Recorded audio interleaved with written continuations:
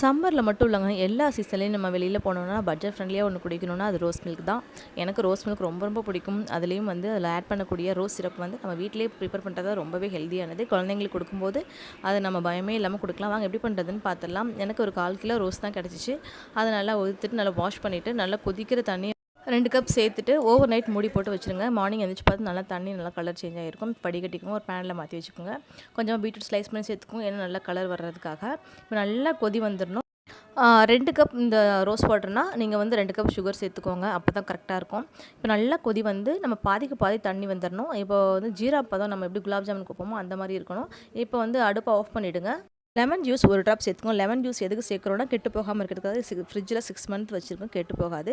நல்லா பாலை திக்க காய வச்சு ஃப்ரிட்ஜில் வச்சுருங்க, ரொம்ப சில்லுன்னு ஆகட்டும். அதுக்கப்புறம் ரோஸ் எசன்ஸ் வந்து 2 ஸ்பூன் சேர்த்துக்கோங்க, கரெக்டாக இருக்கும். இப்போ சப்ஜா சீடும் ஐஸ் டியூப் சேர்த்துக்கோங்க. ரோஸ் எசன்ஸ் ரொம்ப பிங்காக இருக்கும். இந்த மொபைல் கிளாரிட்டினால அப்படி இருக்குன்னு ட்ரை பண்ணி